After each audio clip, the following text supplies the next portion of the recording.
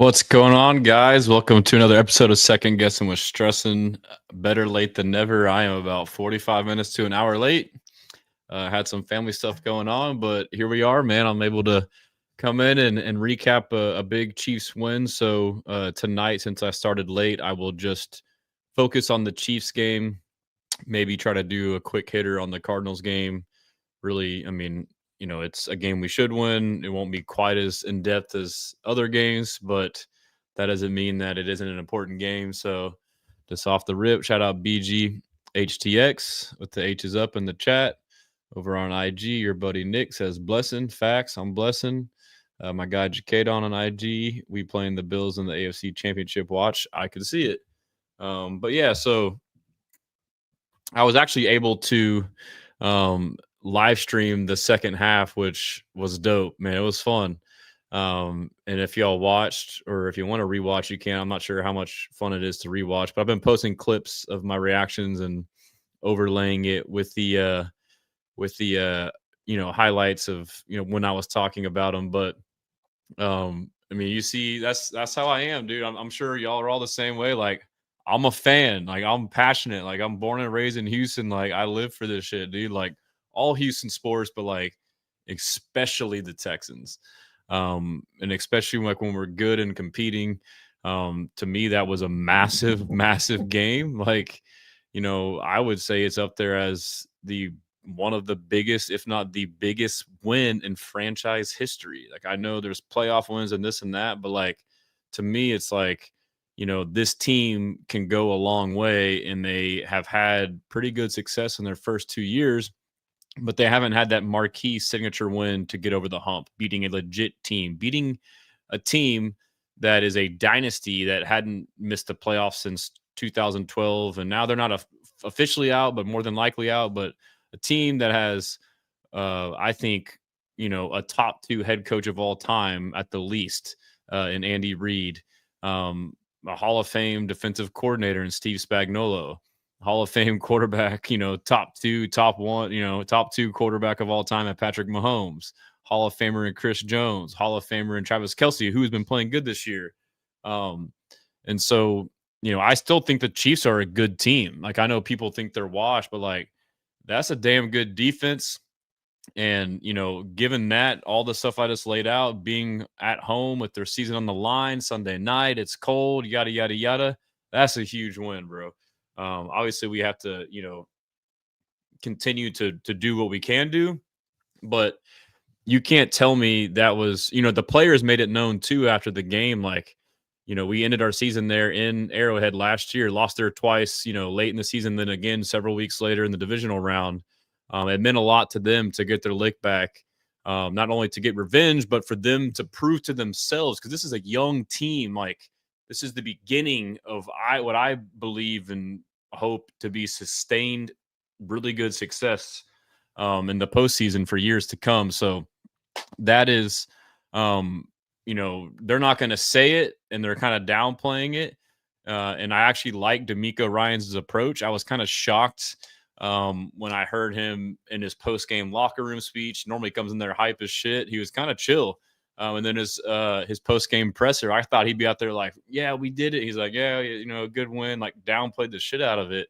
And he's psychologically, he's like telling these guys like, yes, this is a big moment, but like he's playing mind games. It's like he's almost playing mind games with them. Like, yeah, that's good. Good job. And they're like, damn, dude, like we thought we were going to get all these flowers and he's not giving a shit. It's like, oh yeah, there's more. There's more on the bone. There's more for us to have. So, but I do think that they have to be thinking about like, that was huge for us. And now think about their confidence. Like, even if you already know you're this and that, but to actually go and do it in a game like that, again, people will try and shit on it and water it down and say, oh, it's not the Chiefs. F that, dude. Like, that was the Chiefs, bro. And so for those players, like, that's going to boost their confidence. Like, I believe in mental blocks. It's not too dissimilar to like the red zone woes. Like, you have them time and time again. And, until you kind of break through, it can have a residual effect. So let me get to some more comments. Shout out Sal on YouTube, says he made it. Let's go. Shout out Dot. What's up, brother, on X. Shout out my guy Patrick with the I love the new profile picture with Cal with the high five. That's dope. My guy Pat. Dot says, I'm concerned with the RB room moving forward. Woody was never meant to be an every down back. Wish he made that Hall trade at the deadline. I agree with that on both. It is a concern. He played like 90, 80% of the snaps.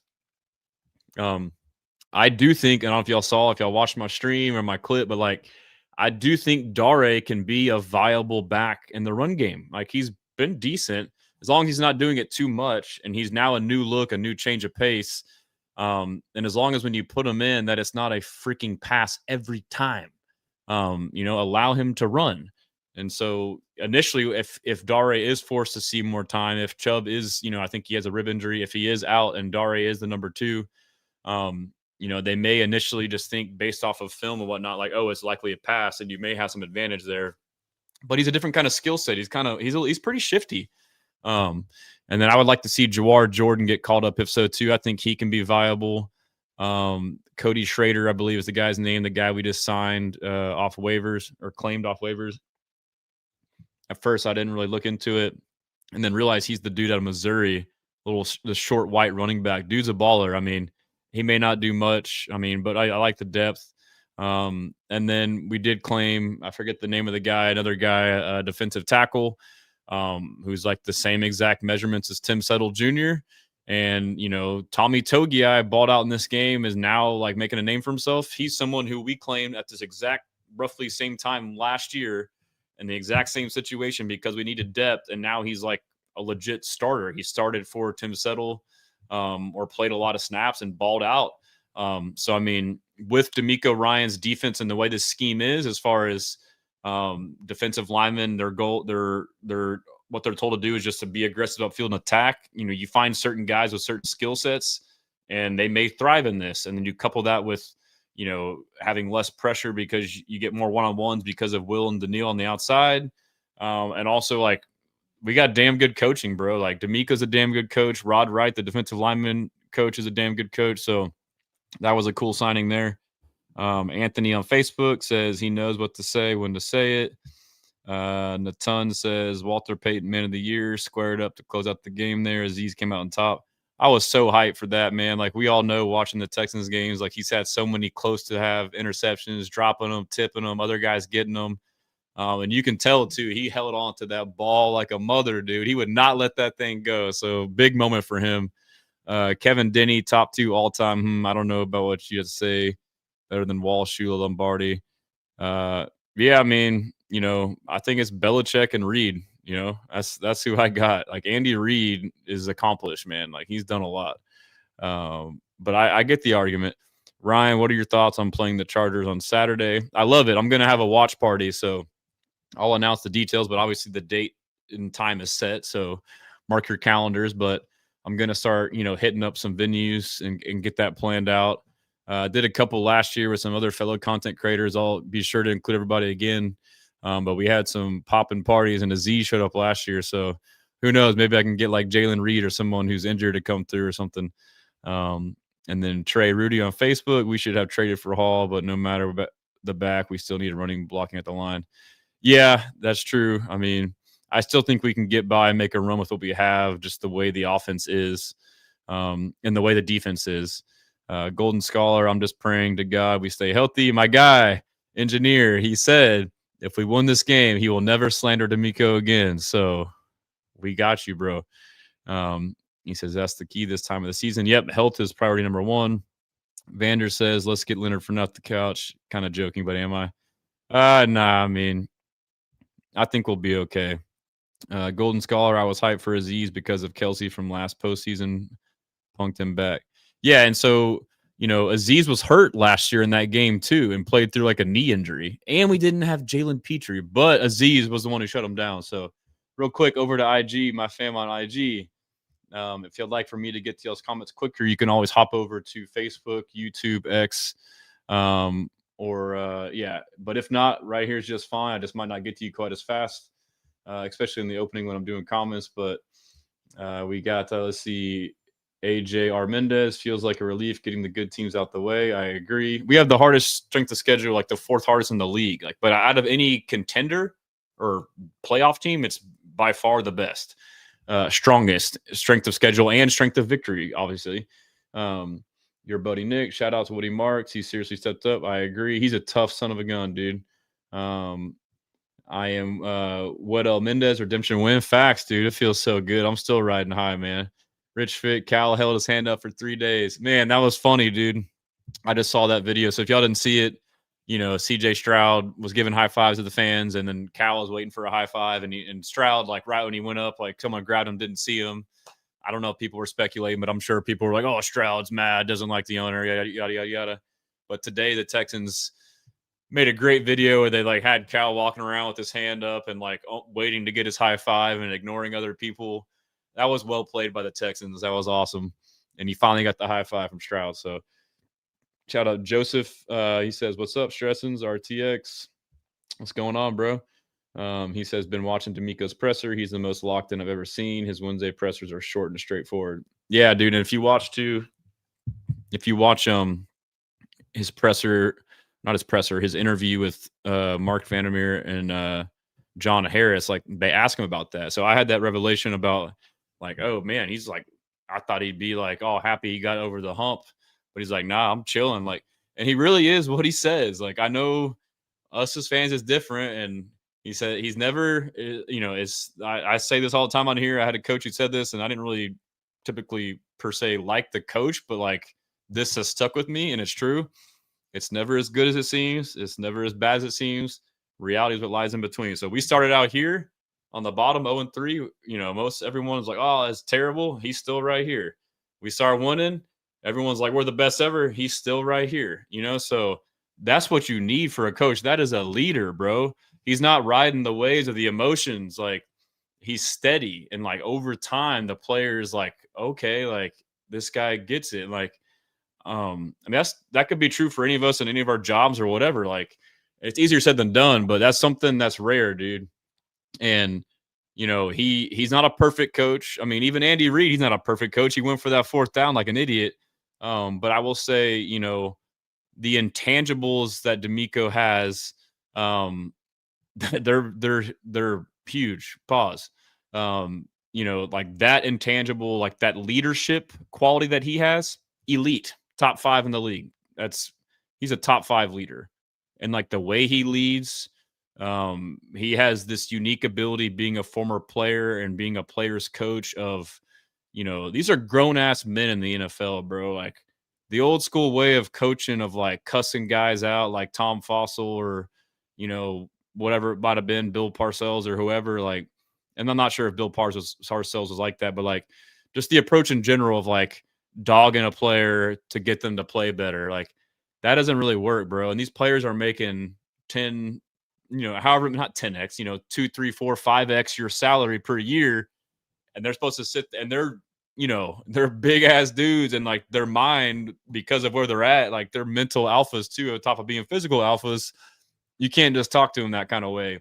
And so, and it takes a unique person to, one, command the respect, and 2, be able to deliver the message in the right way. So your buddy Nick, the narrative went from you can never count out Mahomes to the not the same Chiefs. Yeah, and I've been pointing out, and I'm sure it's still going on, whether it's our own fans or the public or whoever, but like every win we have gets ripped to shreds and delegitimized. Last week the Colts fans, oh, y'all lost because y'all won because the refs. F out of here. Ravens, oh, we're too hurt. Niners, we're too hurt.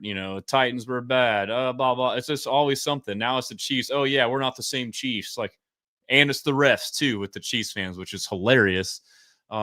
But yeah, that's just the way it goes. And then when you lose, oh, you lost to this terrible team. It's always something, But anyhow, so Jibbo the Kid on IG was at the game Sunday. Them boys is locked in. Big W, and love seeing the Chiefs fans leave early. That's dope, man. I'm glad you got to go. For anyone that went to the game, that's badass. I'd contemplated it. Hopefully it wasn't too cold, but it sounds like that trip was more than worth it for all you guys. So, real quick, I guess I forgot to mention, as always, on the bottom you can see all my stuff. Looks like my ticker is old there. I need to change that real quick. It's still saying the live stream stuff, but yeah, so as far as like my socials, follow me on pretty much all social media. It's at Texans Commenter. or Houston Stressons on any of those. And my website, HoustonStressons.com. I dropped a new tee today, several new tees. They are dope, bro. Some CJ Stroud tees. They are fire. I got some, so like my site, it takes like 5 to 7 business days. So I got some made locally in a shop. I'm gonna get them tomorrow and take some pictures and show you guys. But I can't wait to get mine. I guess I can pull it up real quick and show you guys. Let's see here. I'm gonna go to my site, and if there's any shirts that y'all want or have ideas on, now that things are kind of kicking back up, holler at your boy. I'll whip it up and get it done. So I saw like a graphic someone posted, and I was like, should I make this into a shirt? Everyone's like, hell yeah. I was like, all right. Hit up my boy Cal. Shout out Cal. And he got it done. Let's see. He came through in the clutch. Let me see here. So yeah, my site, HoustonStressons.com. I made a him CJ Stroud shirt in all kind of colors, but this is so dope, dude. It's so dope. Look at that, man. Come on, bro. You got all like the black is clean, the navy blue is pretty clean. The red is clean. Shit. And then we got blue jean, that's clean. And the white, dude, the white is pretty clean too. And then I have a couple other variations as well of just the letters. If you're more of a simple guy with different letterings, the white letter filled in. These are all pretty dope colorways. Obviously you got all the same stuff. But yeah, Cal did a good job of kind of making the letters the same as the numbers. But yeah, man, if you want, and I have a sale, a 20% off sale for the end of the year on all merch if you use code Stroud, all caps. But I mean, I got plenty. Like my other new one is Will Anderson Jr., the Terminator. Like this shirt is dope, dude. And again, it looks great in all kind of colors. I got plenty on there, man. Y'all check them out. But yeah, so kind of got off topic there, but let me get back to the comments real quick. Let me get back to the main chat. What we got in the main chat? Let's see. Yeah, so I was gonna make a tweet about this. I'll probably do it tomorrow. Did you know, this is from Golden Scholar, did you know Stroud faced 65% pressure rate on Sunday? Mahomes only faced 42%. What the hell? Yeah, facts. And we want to sit here. People are like talking shit about Stroud, outplays the shit out of Mahomes. It's like, bro, and like, have you watched the game? Like, first half we played great. We just didn't capitalize. Penalties, whether it's on us or not, took points off the board and just didn't quite really it was a typical Texans game, bro. Like playing with our food, dominate the game really for most of the game, let them hang around. They come out the second half and they like immediately like tie the game, and you're like, ah, shit, bro, here we go again. But in the third quarter, then when it gets back close, like they made adjustments. Like, so my thoughts are, I haven't dove through the film yet. I've kind of watched some stuff here and there, but like, I'm eager to see what the difference was, because the first half, it wasn't that bad. I think they didn't maybe blitz quite as much, and we had a good answer for it as far as scheme wise. But I think that Steve Spagnuolo probably had something he wanted to do, but like I feel like he's the kind of coach who will save it for the second half. He is notorious for doing one thing all game. So it's two things. He's notorious for setting you up. He'll set you up with the look all game, and then boom, hit you with one late. It happened last year in the playoffs, like showing us one thing and we're holding it well. All of a sudden, fourth quarter, we can't stop him to save our lives. And so he'll set you up in that way. And I think he saves it. This is just my guess, and I could be wrong, but like, I think there is an element too of like, you may have something you see on film that will work, but you don't want to come out the gate with it, because that team can now see it in the first half. Now they can go into halftime like, oh shit, they were doing this. Oh, we got to do that. And now you can adjust. Whereas if you wait to use that in the second half, it's in game. Like by the time you figure it out, the game's over. And that's basically what happened with us. Like the whole third quarter, we're like, what the hell's going on? They're doing something different. I don't think that was just necessarily an adjustment in game. Maybe a little bit, but I think it was pre-planned. Like, all right, we're going to come out doing some of this, set them up, and then we're going to say that we know this will work. And I also believe, I know some people will tell you no, but like, because you listen to Titus Howard postgame said they started blitzing the backs more. And so I bet you they got Dameon Pierce. They needed him, but I bet you they grilled him about pass protection and talking about the running backs and pass pro, which have struggled. They've been up and down in the year, but Woody's been good. But like early on, it was a struggle, and then Woody's been solid. But they've also had moments, him and Chubb both. Again, I haven't watched the film to, confirm my initial thoughts on this, but I think there might have been an element of like they might have found something with Pierce in a flaw in the run protection. Like, oh, okay, his rule is this. If we bring this blitz, he's conflicted, and now this guy's free or whatever it may have been, and saved it for the second half. That's kind of like an intuition I had there. So I'll be eager. I think tomorrow I'm going to grind most of the film to kind of see what I got on that. So let me make sure I get caught back up over here. Someone asked, what's up with the Justin Watson activation? Hopefully, guys just there for moral support and mentoring, get the snaps of the rook. Him and Harrison Bryant were activated their 21-day practice window. So that doesn't mean that he's going to play. Some guys have been activated and played right away. Some guys take several weeks, like Jakob Johnson, Case Stover, both had different timelines on that. I don't think he's going to come in and take snaps per se, but like he could take snaps in the sense of like if we're just trying to run the ball, he's a big body. He's almost like a tight end, and we can have him do that. But like I don't think he'll see significant snaps on offense, but he's not bad. But yeah, I don't want him taking snaps from Higgins for sure. But at the very least, he's a very good special teamer. And then Harrison Bryant, we need a tight end, bro. So now we got 3 tight ends. So now we can see 13 personnel. We could see Stover, Schultz, and Bryant. So that's a good thing. But again, we don't know the timeline. We'll keep an eye on that. Kevin Connor says Patriots 32, Broncos 31, Chargers 30, Bills 28, Texans second most difficult. How wild is that? Let's win out. Yeah. So, I mean, that's part of why I haven't been tripping, bro. Like, again, first off, halfway through, we want to like assume that we suck, but we don't know what the schedule is, and we want to assume it was easy and not hard. But now it turns out it was damn hard. And on the flip side, all these other teams have played like that matters, bro. Opponents matter. And then like these games that the Broncos and the Chargers are winning, like, scraping by, and some bad losses. Justin Words, what does it take to get Mills in as the QB for last game against Colts? 2 Jags losses. What does it say? What does it take to get Mills in as a QB for the last game against the Colts? Oh, yeah, we would have to gain multiple games. I haven't really thought that far, but I mean, there could be a situation where if we're locked into a spot 2, where maybe he comes in late in the game. Golden Scholar, Herbert faced 68% on Monday for context. Yep, we're about to feast, dude. Justin Words, and Herbert's not going to last. He kudos to him. He's a tough MFer, but like he was getting hit, running the ball. Like he already broke his hand. Like, dude, you can't survive. That's not sustainable, dude.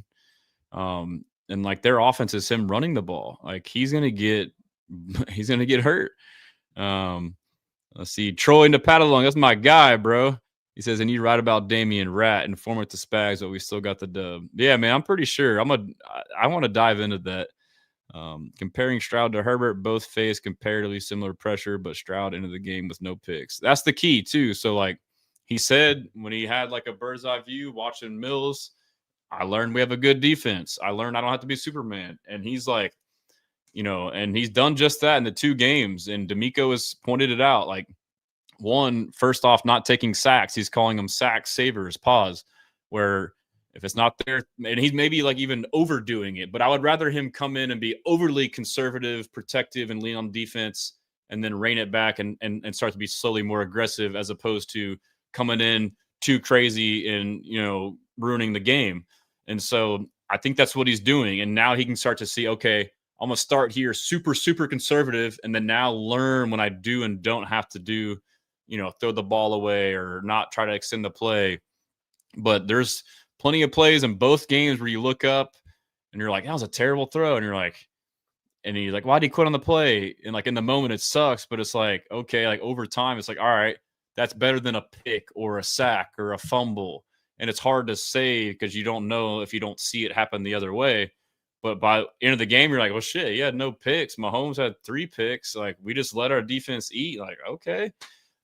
And on that same point, that kind of goes into the boring ass, bad, frustrating play calling of Kaylee. I'm not excusing it, and I think he wasn't great, especially in the third quarter. I think he's been pretty good overall this year. I'm higher on him than most, but I think there is an element of this offense is downhill physical run, even though we don't like it, up the middle all the time when it's not working. But at the very least, it's almost very rarely losing yards. So it's at least getting positive yards. It's safe. It's not fumbling. It's giving us a chance to convert third downs, keeping the clock running as opposed to a bunch of incompletions and stuff like that. So it's like and an element of it too has to be from D'Amico Ryans. Like we have to remember this. Like we always want to shit on Kaylee, but like I guarantee you a big part of this is top down philosophy from D'Amico. We saw it last year with Slowick. We're all want to talk shit about him. Kind of seeing the same thing. Maybe it's the head coach. And like, again, I talk about it each week. Like we know this, but it's hard to remember. Even then you watch it, you still get frustrated. And I'm not like, they probably are overdoing it in this sense, but like I agree with it to an extent, but this is D'Amico Ryans' formula. And like, we have a historically great defense. And so it may not be fun or pretty, but it's effective. It's stressful as hell. It's got us stressing, but it's the way. And so, we're in this era of fantasy football. We want to see 30, 40 points, and it's awesome. And we've seen Stroud the first year when the defense wasn't as good, and he was forced to put on the cape, light it up at times. And basically all of that was him out of structure like he was against the Chiefs, but it was very volatile, and it worked out more often than not for us. So we're trying to rein it in and keep it, it's just part of it. So let's see. Sal maintaining that slow Herbert. Just going through some more comments. Nat says, spied a Chief fan complaining that the play Kamari got to pick on. Reed ran the play every week, 3 weeks with great success. Our defense is just different. Yeah, dude. That was a hell of a play by Kamari. Connor says Broncos could lose out. Yeah, I mean, Broncos have been winning by the skin of their teeth. They got torched by a freaking geriatric Marcus Mariota and should have lost that game. Should have lost a lot of their games. So, me personally, far-fetched, but I'm not putting out a first or second seed. Patriots potentially 2 could start losing. We're only 3 games back with 4 to play, but I mean, like we could get into a second seed. Division for sure is still in play. Basically if the Jaguars lose any game except for I forget which one, then there's a lot of stuff that can happen that helps us out. And for us, it's about taking care of our business, winning out the last 4. We have one of the easier strength of schedules going out. Our toughest game will be the Chargers. They got a terrible O-line. So, we went out. We'll be in a good position regardless. Jesse Vargas, do you think CJ is allowed to call timeouts instead of forcing a play or to prevent a delay game? That's a good question. I think so. But he may be hesitant to. I feel like I maybe have seen him do it a couple times, but he may not. I mean, you feel like you don't see it often. Or maybe he's not comfortable doing it and wanting to get bitched out. But that's a good point. And sorry, my throat's kind of stuffed up there. But this brings up another point, something we saw earlier in the year and kind of went away. But we saw that a big part of our struggles was the same shit, taking too long to get the fucking play into the fucking huddle. CJ was asked about it today, and he didn't say this directly, but like when he answered, my sense was he mentioned like, yeah, sometimes the play takes long, and then I got to repeat it. It's like, oh yeah, like that's the fucking OC. 1, indecision. 2, taking too long. Like get the fucking play in so he could call it.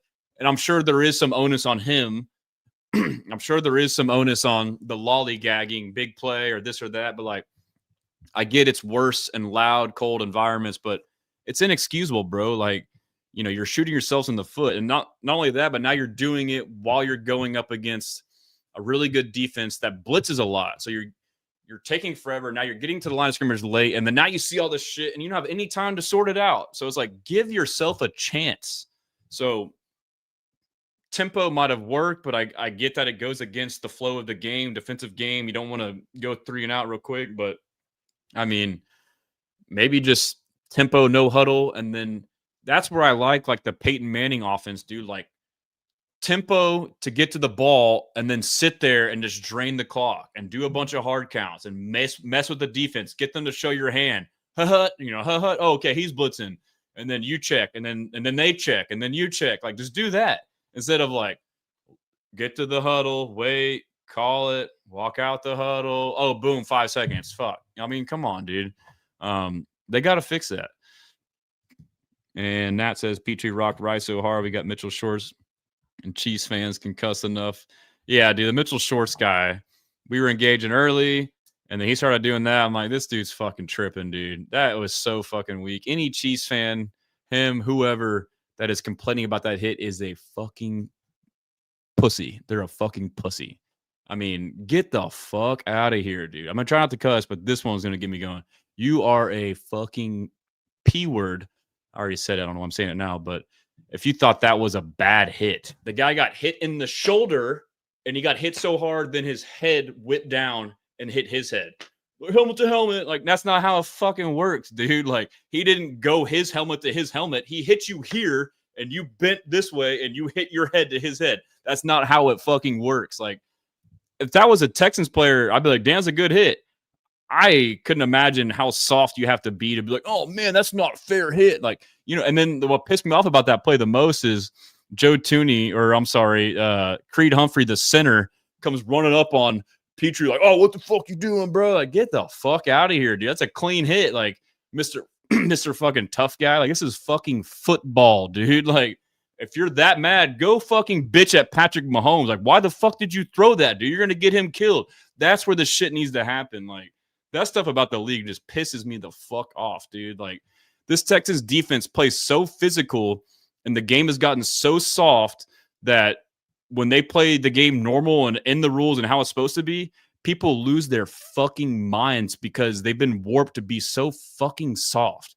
It's the same thing with the Aziz hit on the Bears when Caleb Williams ran out of bounds and, you know, they made rules to protect quarterbacks. So now quarterbacks like Caleb Williams and Mahomes are now being disingenuous and trying to manipulate the very rules made to protect them by trying to draw penalties and slow down and get a late hit, or slow down and hope the defender doesn't want to get a penalty and stops and then run back. But Aziz said, no, you're in bounds. I'm going to hit you, and hit the fuck out of him. And the Bears sideline, fake mad, swarmed him and fucking trapped him.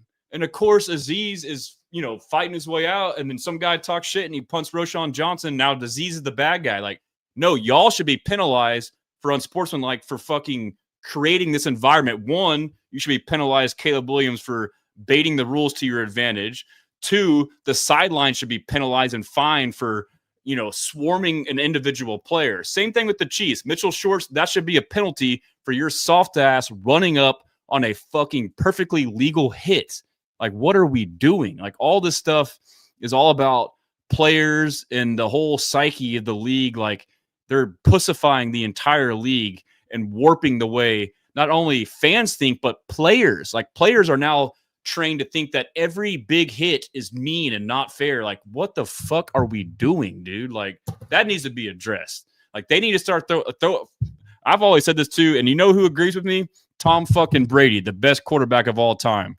These hospital balls, you know, and like, you know, if he were to get a penalty, or even if he did, you know, and part of this too, like, this defensive receiver shit is such bullshit. Like, if Rashee Rice happened to jerk his head back and lowered his head to Petrie's head, now it's helmet to helmet and nothing else fucking changed. The defensive player did the same thing. So a lot of these other penalties are just pure luck and bullshit. Like, even the quarterback sliding, like, the defensive player commits, and then now whether or not they hit the quarterback in the head or neck area depends on how that player slides. Like Stroud, he saw that he would have gotten hit in the head if he slid, so he stayed up and got hit and hit his head anyways. He might as well have fucking slid and gotten hit and got the guy fucking kicked out of the league.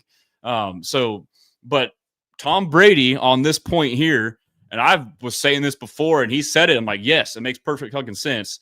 But you know it's this bad when the best quarterback of all time says on these defenseless receivers, when you throw it and your guy gets hit, the quarterback is the one who should be fined or suspended. You know why? Because they're the ones that made it happen.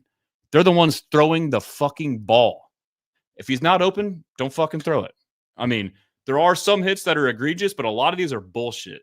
And then now people are trained that anytime you see a big hit, oh my God, that must be illegal. What a terrible player. What the fuck are we doing? And you saw the results of that with the Z's before the 4th and 1. He was scared as hell to hit Mahomes. He kind of ran up and just did this, and he bounced off of him. Like, that's what you're fucking creating. Like, such bullshit, dude. I mean, it's a massive problem. They got to do something about it. Sorry for the profanity. That one gets me hype. And so, yeah, kind of missing some of the comments. Sorry about that. Let's see.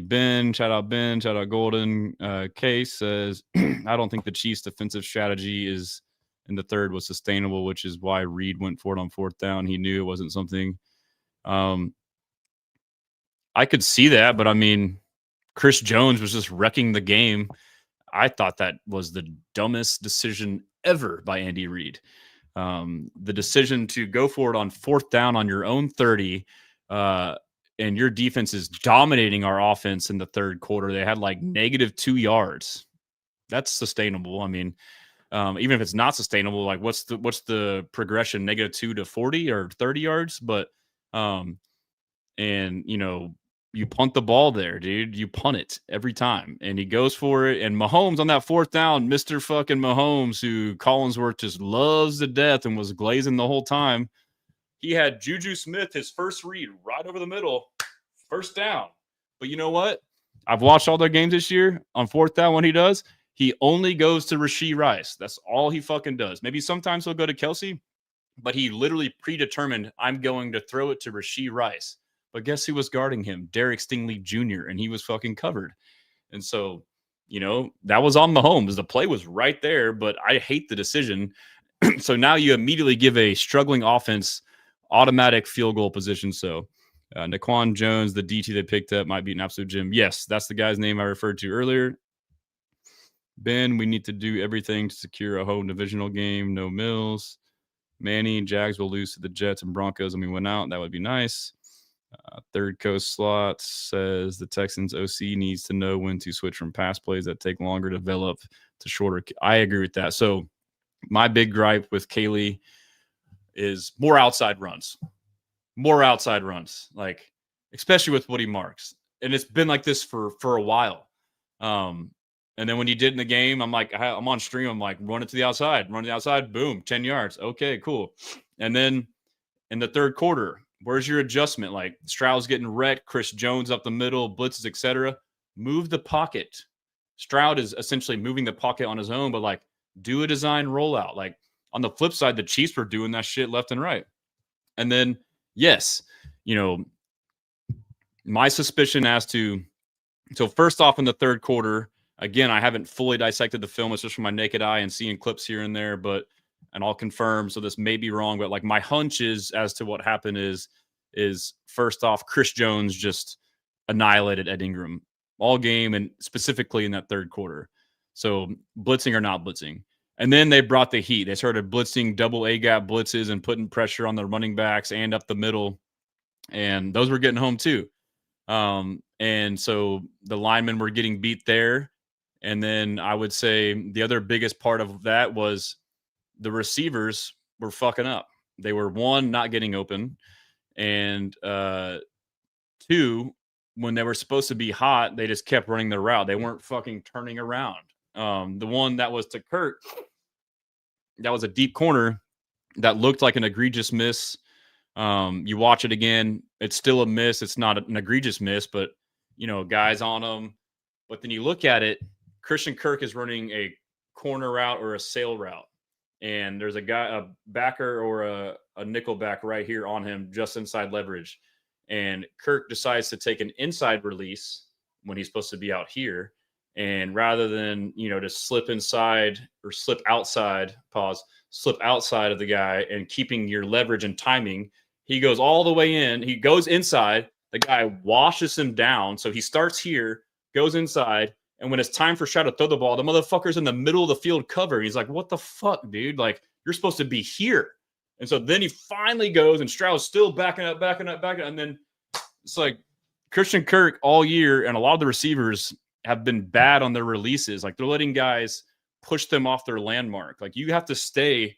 If you're running this way, you need to stay there. You got to find a way to get around that defender and get back on your landmark. You can't just get pushed way over here. One, it ruins the spacing, but also the timing. So that is a massive deal there. But as far as the other parts, the play calling, like homeboy just said, like, Kaylee, like, where are the fucking slants, dude? Just call slants every fucking play. Like, just call a slant. Or you know what? Call mesh. Call mesh. Where the fuck is mesh? 2 little drag routes that cross, right? Run your condensed formation bullshit. They'll bring them all in, and then just run 2 1-yard, a 2-yard and 3-yard route. And the 2 guys, there's a top guy and a bottom guy, and they cross like this. They mesh, and now they're in man because it's blitz, and they have to follow these guys, and they fucking run into each other. And one of the guys is wide open, and it develops super quick. And as the quarterback, all you have to do is just like look over the middle. Oh, boom, boom. Like, we didn't call that shit. Or slants. Let's call a slant to Nico.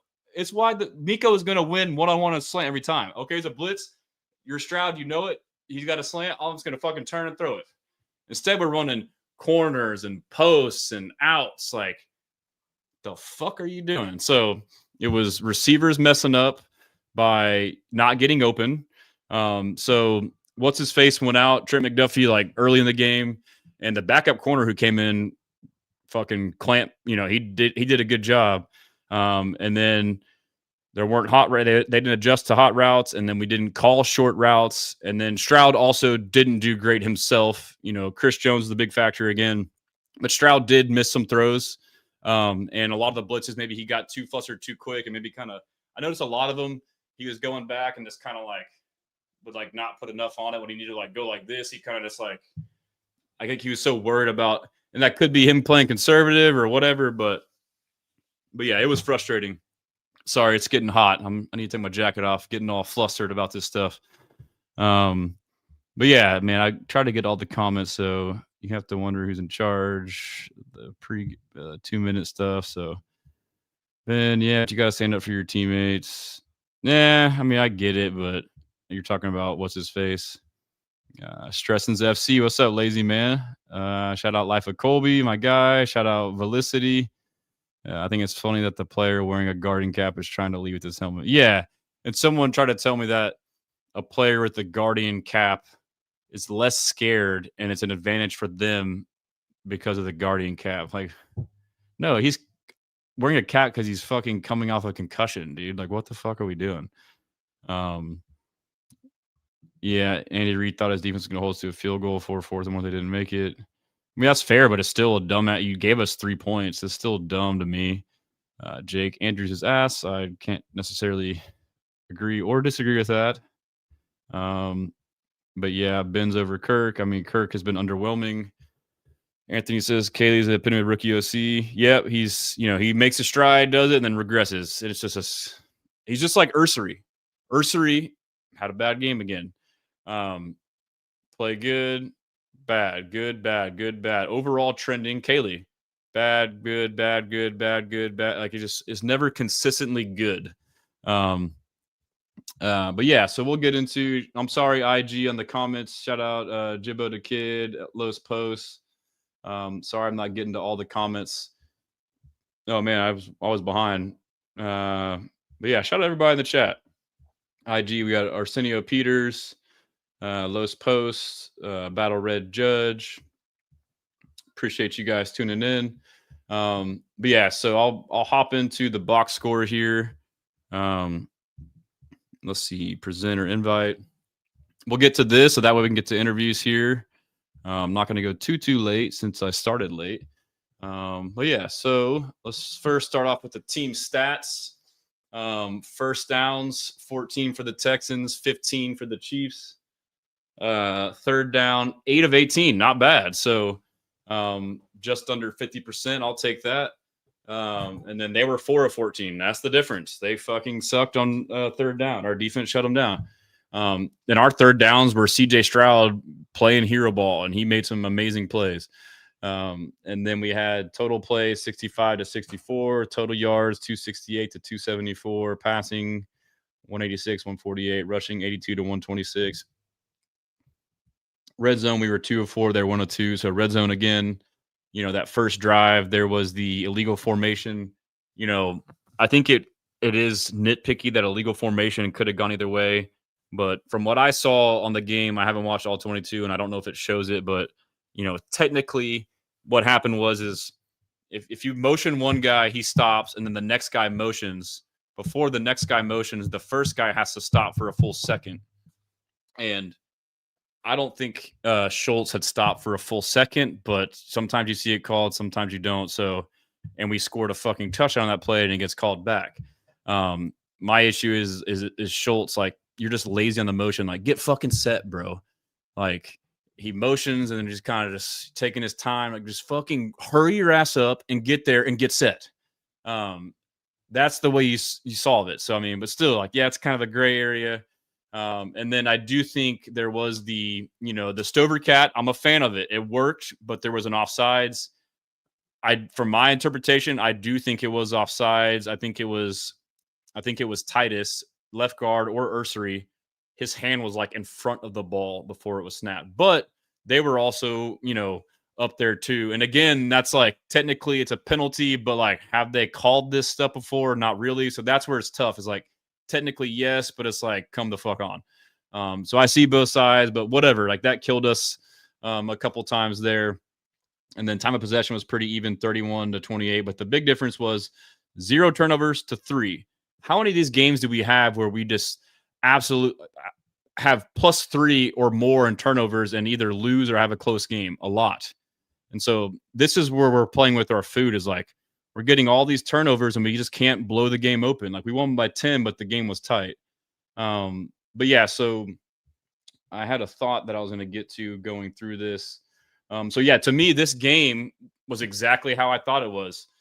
A defensive freaking battle, 2 good defenses, and low scoring, and it was just good defense. Like, I don't think the Chiefs offense was like top 3, top 5 in pass yards recently and going into this game, or total yards. And our offense is, obviously below average, but had been trending in my opinion. But,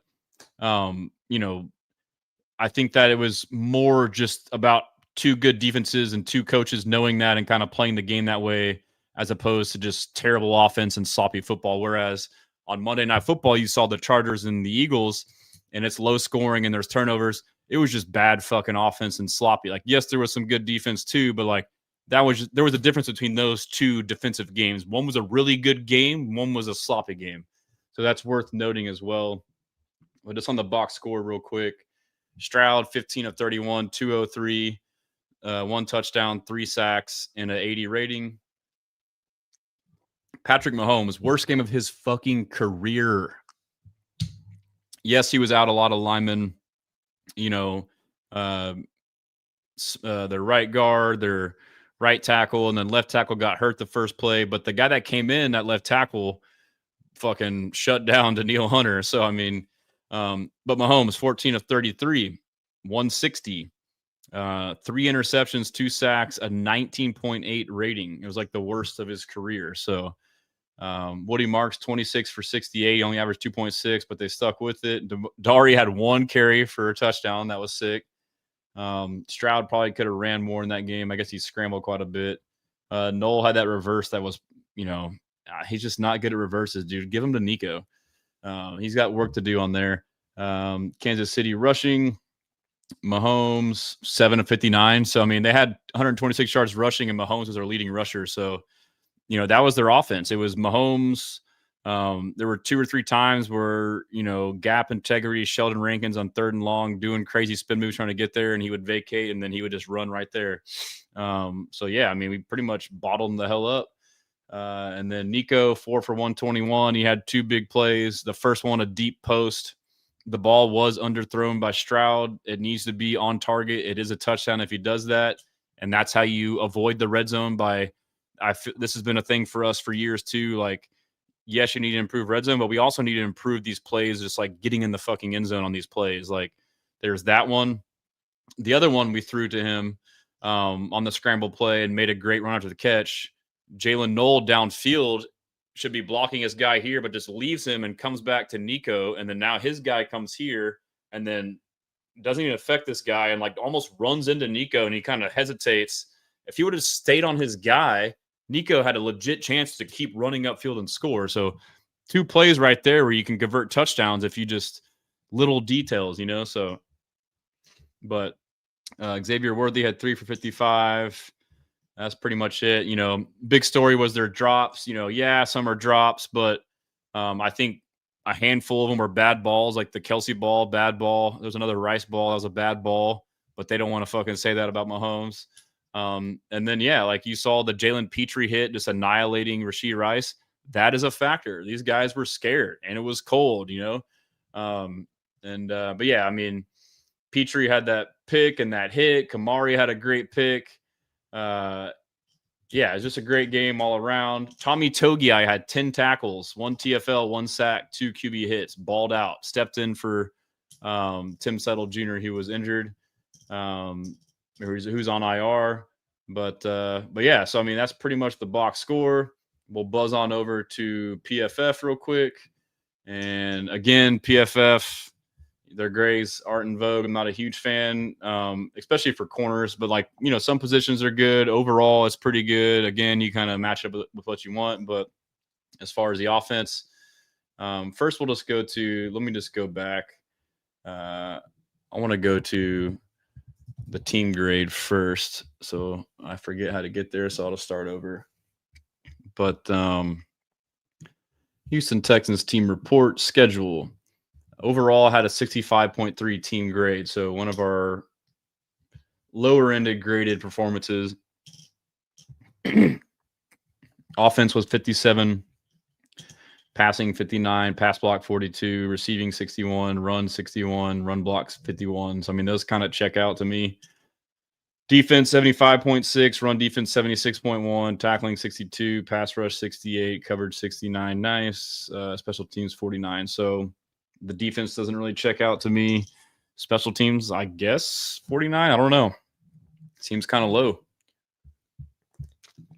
As far as the individual player grades, Nico, 71. Nick Chubb, 70. Only played 8 total snaps. Dare only played 1 snap. Kate Stover, 65. That's good to see. Higgins made some clutch catches on some third downs, 64.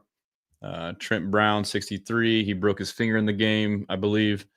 Woody Mark, 62. Schultz, 61. Andrew, 61. Stroud, 58. Titus, 58. Fisher, 56. Hutch, 54. Knoll, 53. Kirk, 46. That checks out. And they split their snaps evenly, 50-50. Jakob Johnson, who was cut and supposed to be re-signed to the practice squad, I believe, 45.7. So not a great game. 12 snaps. You know, that wasn't very effective. We need a freaking dominant fullback, dude. Ursary, bad game. Ingram, terrible game. Checks out.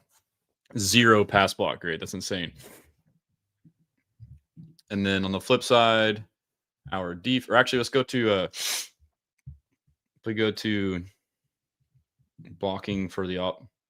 We'll go through pressure. So everyone calculates pressures differently, but they put 1 pressure on Woody. They put 3 on Trent.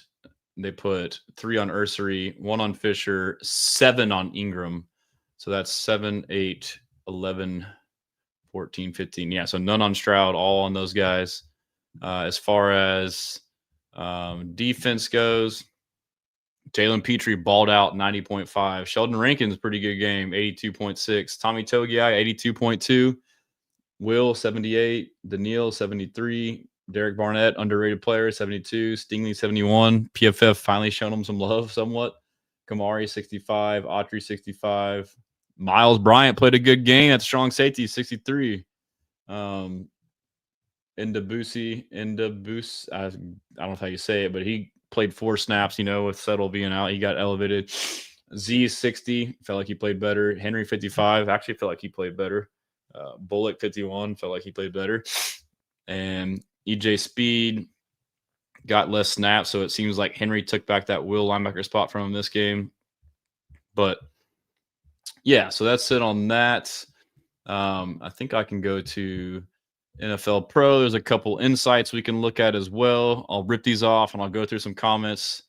Sorry for ignoring you guys. I love you all. I'm trying to get through some of this stuff. Otherwise, I'll be here all night, and I'm tired and it's late. PFF is a scam. They got Mahomes rated higher than Stroud. Facts. I agree. Case mate Cardinal. If we could just have 4 clones of Titus Howard and Patterson at center, it would be good on the O-line. I agree. Life of Colby, the way Kaylee interacts with Kirk on the sidelines, it kind of feels like it was his call to bring him there. Yeah, he's a big fan of him, dude. I get the run blocking part of it. Let's see. Case, Master Cardinal, probably why Noel doesn't get touches, keeps making rookie mistakes. Yeah, there's a lot to it. Like, whether it's blocking or whether it's blocking or assignment or like the routes, like I talked about, knowing where to be on certain stuff, that chemistry, even though the chemistry with Kirk isn't great either. But anyway, some insights that were up there.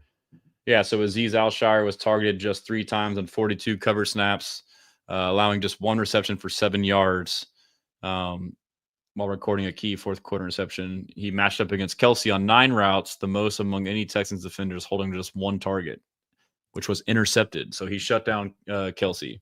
Chris Jones obviously balled out, generated season high 7 pressures on 28 pass rushes against the Texans, including 6 quick pressures under 2.5 seconds. Jones tied for the most quick pressures by any defensive tackle this season, as well as his most in a game since the start of 2019. He generated his pressure in an average of 2.2 seconds, his fastest time to pressure since week 2. Yeah, so he wrecked the game. Will Anderson Jr. versus Jalen Moore. He recorded 7 pressures, generating all of them against Jalen Moore, who was at right tackle, first time since 2021. Anderson recorded 2 quick pressures on the evening, accomplishing his production despite getting off the line of scrimmage in an average of 0.95 seconds, his slowest time in a game in his career. Entering Monday Night Football, he had 69 pressures. Nice. This season, we're the 3rd most. So I wonder if he got off slow because of the scheme or maybe the field or the turf. Cold grass. Here's what I was talking about earlier. Issa Pole, not sure how to pronounce his name. He played his first career NFL snaps. He went in and he went up against Hunter for 21 times, allowed just 1 pressure, which was not generated until 4.2 seconds after the snap. He was the first player to match up with Hunter more than 20 times in a game and allow 1 pressure or fewer during Hunter's 2 seasons with the Texans. So, maybe they just have a dog right there, dude. Or maybe it's a game plan thing where you think you're playing this guy and it's someone else and it throws you off. I don't know. Maybe the mix of the two. CJ Stroud completed 15 of 31 passes for 203 yards and a touchdown. Stroud was pressured 19 times for a 54.3% pressure rate, the 2nd highest of his career. And we're over here talking about how he sucks and shit. What are we doing? Completing 6 of 16 passes under pressure for 114 yards and a touchdown while taking 3 sacks. That's pretty good. He was effective on play action early in the evening, finishing 5 of 7 for 107 yards on such dropbacks. So if they had play action and it was allowed to work, he fucking balled out. And that was all in the first half. And so, that was pretty much it on that stuff. I think that, I guess we can go to the timeline in a second. We can look at some comments. Let's see. I hope we take care of business. Yeah, sorry that I kind of, unstructured. So there's comments I go in and out of. Yes, this offense is supposed to recognize the blitz and hot routes. It kind of stress, and they've done it. They did it. And Stroud talked about today about needing to get the chemistry back with his receivers after his concussion. He's having to build it back up, which, against San Francisco and Denver, I thought even Indy too, the blitz, we were tearing it up and then all of a sudden we didn't. So, I think the receivers just played bad. I think the communication, the loud environment was an issue, getting the fucking play in, getting there late, all kind of shit, dude. But shout out my IG fam. Sorry for not responding. Ledesma, shout out my guy. Reverses to Hutch or Nico. Yeah, even Hutch. I will take that. Big body guy. Let's see. Someone says no Nick next year. No, we'll get him. Replace Kirk with Noel. That's fair. Mills would have went 8 for 31, says Arsenio. Yeah, people are still stumping for him, but I agree with that. But yeah, there's a lot. Phillip Rivers went to the Colts. Colts are dead. Daniel Jones. So that was the concern with Daniel Jones is he couldn't re-injure his existing fracture in his tibia. But when you get an injury, your body overcompensates. So then he tore his Achilles on his other leg. And so um, that's something to monitor there. I mean, it's I guess it kind of sucks. I feel like they were going to suck regardless and probably lose out regardless. But now Colts fans can blame, their failures on the injury to Daniel Jones, MVP candidate. But yeah, I called it out when it happened. That trade for Sauce Gardner for them was dumb as hell. 2 firsts and AD Mitchell. You basically signaled you're all in this year on Daniel Jones and then all in on Daniel Jones in the future, who was a free agent to come up, who now had all the leverage to negotiate a high contract. And then now he's hurt, probably going to miss most of, if not all of next year, coming off an Achilles injury. Like, what are they going to do? And now you traded your draft capital to get an actual quarterback. So that to me is hilarious. But yeah, I made this meme and I feel like it didn't get, it got some more traction. Shout out Brandon Hallam. He's like, you should make a meme about Andy Reid tickling Chris Collinsworth's tonsils. But yeah, we're going to keep going down. I'll find some, we'll start grinding out some interviews here. Little tidbits from the game, maybe fill in the cracks for what I didn't quite get to you guys. I need to get super chats. If there's anybody in here who knows tech and Google and YouTube, please help me. DM me, email me. I've been trying. I want super chats mostly so like I can get to the people that want to get a question in. Oh, damn. Case the Cardinal says, whoops, sorry for the BS post, running with my phone. Damn, dude, what are you running from the cops or what, bro? Are you out there getting exercise? I just thought of, I always think of this too. Like, I don't know if y'all thought of that meme or seen that meme. And it's like every time I see my toddler run with my phone, I think it's like Kyler Murray with a football. That shit cracks me up. Just a random thought popped in my head. You see like the little toddler running around with the phone. Anyhow. We'll keep scrolling down and we'll get to some interviews here. Almost to a good point. Let's see here. We'll get to Stroud post game on the Texans defense. Yeah, it's extraordinary, man. Like, go against, some players like they have, with Pat and Travis and, the guys that got an outside Rasheed Rice and Xavier Worthy, I thought our defense did a great job of being sticky in coverage and relentlessly rushing, and I thought they did an amazing job. Yeah, it's extraordinary, man. Like, I did not see the Jalen Hurts meme. Yeah, Jalen Hurts had one job, bro. Like, even tying the Colt or the Chargers there would have been nice, but like, man, Jalen Hurts blew that for the Texans to improve our playoff positioning. All good though. But yeah, like this third down throw by CJ Stroud on third and 3 after the fourth down failed conversion, 9 minutes in the fourth. Chris Jones straight up the middle in less than a second. Can't even get through his reads. Bails out, evades the sack, pushes him to the ground, and finds Higgins between 3 defenders. That was a dot. That was insane. Like, that's the play of the game, bro. Yeah, but here's Stroud after the game as well, talking about the win. After the win, let's just listen to it. Entering our season here last year, and kind of had that bad taste in your mouth. We were all motivated to win this game, and do the right things, to win the game. So it's a blessing. But always things to clean up, and offensively, we got to be better in the second half. But I thought we played hard, and in December you want to get wins, and that's all that really matters.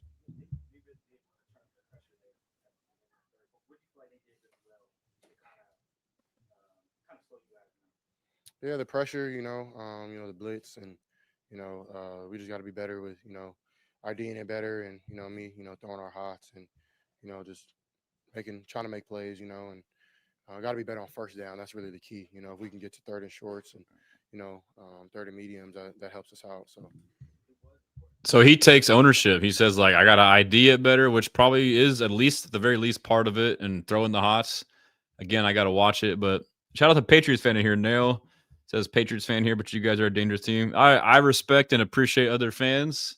Thanks for tuning in, man. Yeah, you guys are a great team as well, man. I know y'all have had an easier schedule than most teams, but I mean, I have and always will say that Drake May was the best quarterback in his class. Always been a big fan of Mike Vrabel. I like Stephon Diggs. I think I got a good squad. Maybe we'll meet up here in the playoffs.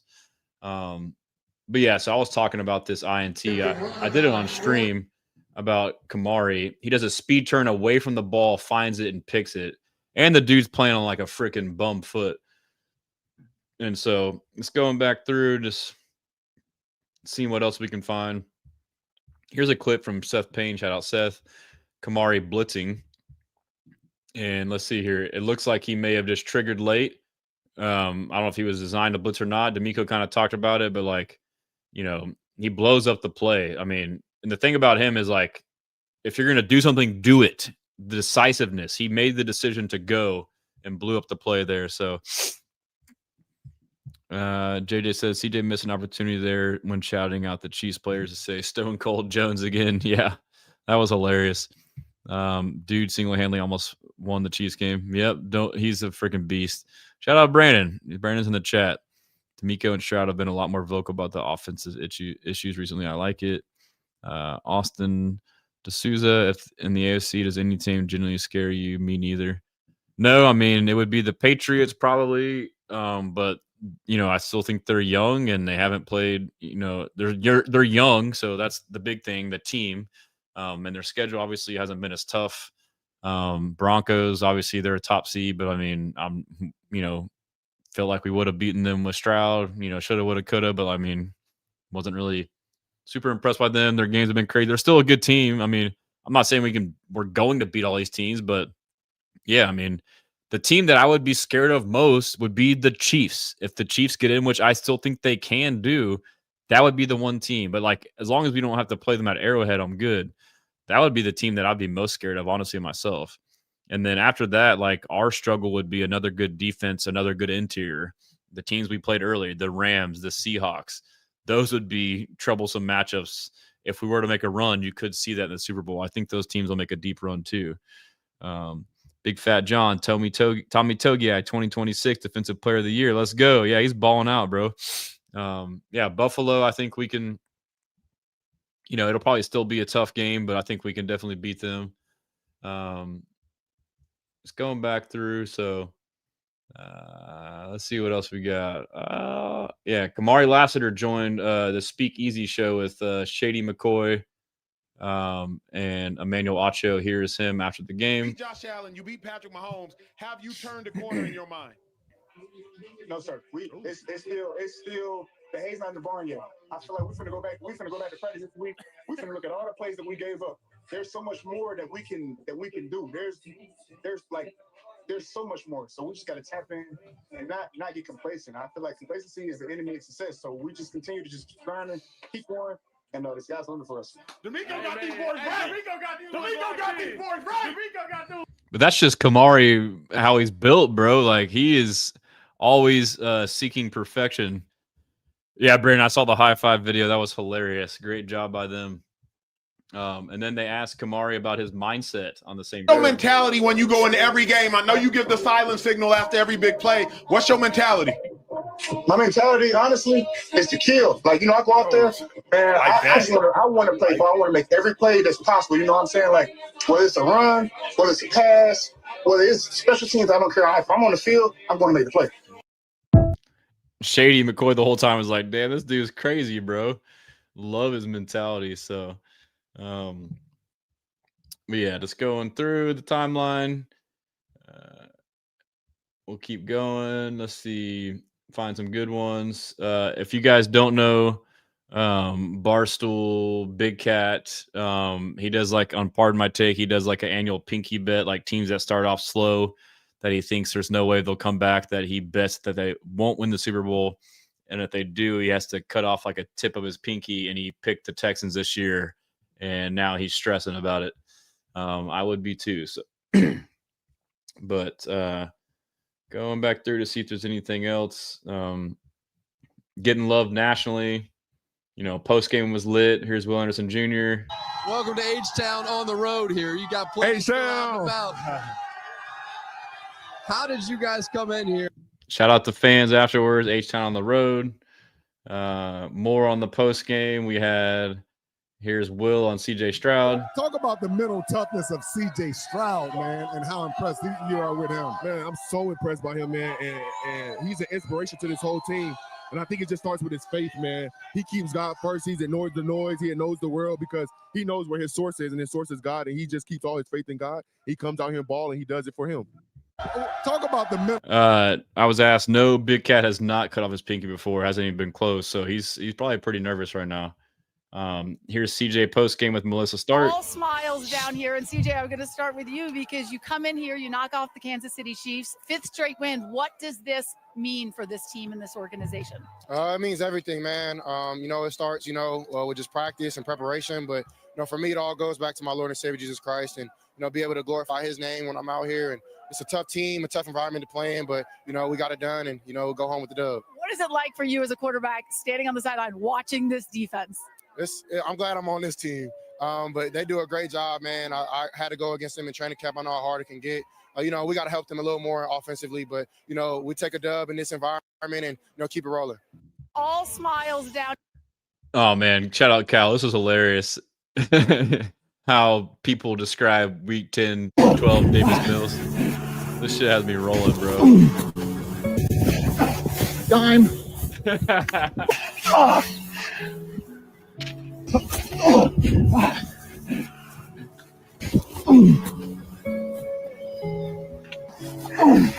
That shit had me rolling, dude.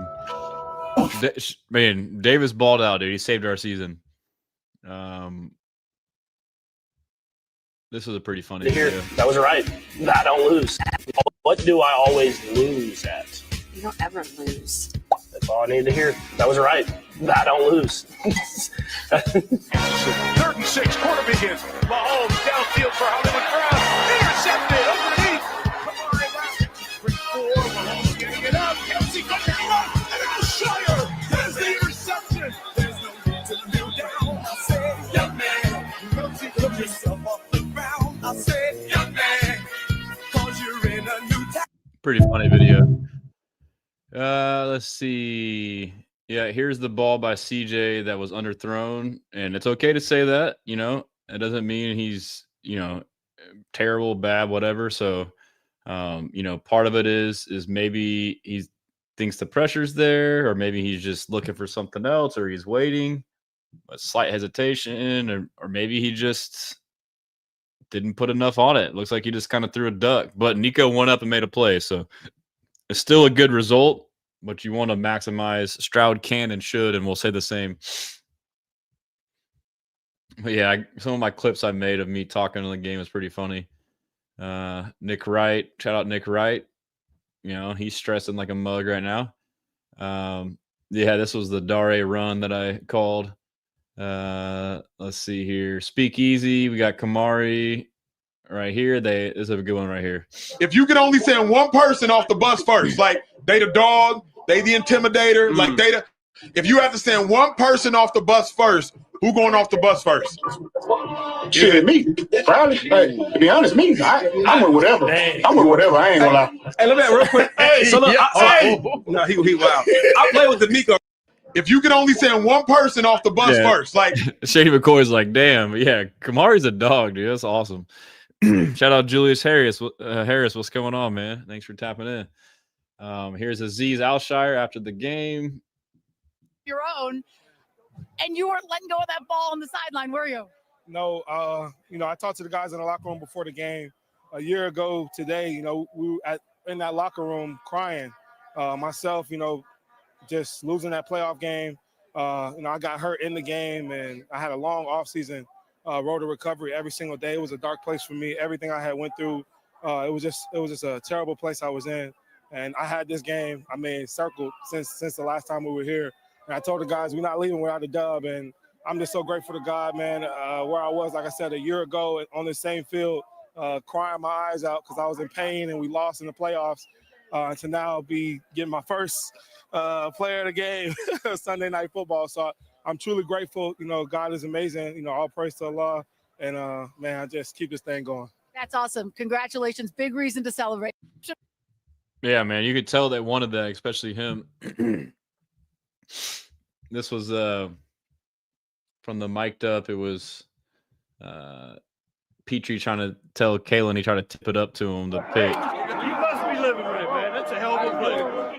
Mahomes takes the snap, looking, firing over the middle, tipped, and Petrie with the pick. CB, I tried to alley-oop.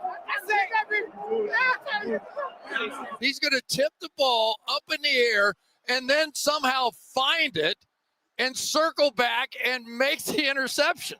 That's fucking insane, bro. That is such an insane play. Here's Will talking about the standard in Houston. There's very few breakdowns on your defense. You don't see guys running wide open. You don't see holes that open up because people were in the wrong place. How do you guys get that, just that mental capacity week in and week out, play in and play out? Yeah, most definitely. I think it's just the accountability part. When you have a great defense like that, I think it's everybody holding each other accountable and really just looking in the mirror and saying, I don't want to let my brother down. And I think that's what feeds this defense is everybody that's on the field. I can't let my brother down. I got to do my job to the best of ability for everybody out there with me. It's a championship defense mentality, Coach. You know about that. I love it. Sir. Yeah, Andy Reid still doubled down on the call of the day later about fourth down, which I thought was dumb. Here's a cool stat. So via Football Insights on X, the Texans are the only defense allowing negative EPA per dropback, even when they don't generate pressure, minus 0.11. That just says how locked down our secondary is. And then, yeah, we talked about Rivers, talked about Cody Schrager, what we signed. Here's Kamari asked Kalen a question in the locker room. Number 2, Deuce, Hawk, CB, whatever you want to be called. Yeah. How's it feel to be the best in the world? It feels good. When I look to my left and my right, I see number 5, I see number 4, I see 24. They just motivate me every day. That's got to be an edit. I see 5, show a highlight from Petrie. I see 24, highlight from Sting. You know, that would be dope. They really the best in the world. I tell them that every day. They all Hall of Famers, APs. They get the ball. I go on all day. That's so dope, dude. I love their chemistry, their confidence. Yes, that was a great call by Vandy. BG. Tips and overthrows. Got to get those. Facts. And here's Peter Schrager or Ryan Clark talking about the Texans defense. In the league. In 2008, I played for a Pittsburgh Steelers defense that hit people. We ran to the ball and we turned the football over. This defense is extremely similar. And sometimes you focus on the Troy Palomalus and the James Harrisons and some of these other guys go unnoticed. It's the same thing on this defense. You might not hear about Jalen Petrie all the time, but he's a player that makes everything go. He can play the nickel, the safety position. Here you're going to see him in man-to-man with Juju Smith-Schuster and watch him undercut this route because he knows that Kalen Bullock is on top. He's going to get one hand up, tip the football in the air, and now locate it. And now Kamari Lassiter is the corner that plays opposite Derek Stingley. Derek Stingley, to me, is the top 2 corner in the league. Here, he's going to be beat on the double post by Tyquan Thornton. And we're going to see the first post is going to move Kalen Bullock out the middle, and Jalen Petrie is going to be a little bit short on the carry. Watch the way that Kamari Lassiter runs to the pocket and punches this football out on Tyquan Thornton. Finish. Some guys would just try to make the tackle, be physical in the end, but this team is so ball savvy. He was a guy, Mina talks about it all the time. At Georgia, you didn't know he'd be this sort of ball aware, but he's made play after play for the Houston Texans. He just is a dog and he finishes. He never quits. Most people fucking quit. And then, yeah, so Rodney Harrison was like, you know, he was talking before the game, like, I'm not picking them. I just don't know if they're tough enough. Like, basically calling us soft. Like, I have to wait to see it. And I don't think that Will saw it, but he asked Will about pregame, not acknowledging him. Here's Will. I got one more question with you, man. You ignored me when I was trying to talk to you, man. I know you was locked in, but why you ignore your boy? Hey, look, I be so locked in. I do the same thing to my parents. They be screaming, come over, come over. Once I be like tunnel locked in. You mean mugged me too. I was intimidated. I was up there talking to guys like, just get my mind right. I feel you. Let me ask you this. Yeah. I got one more question. That's right, Rodney. You better back off, bro. Yeah, Matt Ryan on Up and Adams right here. And the Texans scared. I mean, You like him? I like them. Yeah. And listen, I think their defense shows up in the playoffs 100%. for sure. And I think CJ Stroud has enough gamer and competitor in him. The right times. At the right times. And so even last year, his best game, like he played the best in the playoffs. He played better in the playoffs than he did the entire regular season. And I think there's certain guys who we've seen it from guys like Eli Manning or Joe Flacco or different guys that get on these heater in the playoffs and just know how to do it. And they're usually supported by pretty good defenses. I feel like the Texans feel like one of those kind of teams.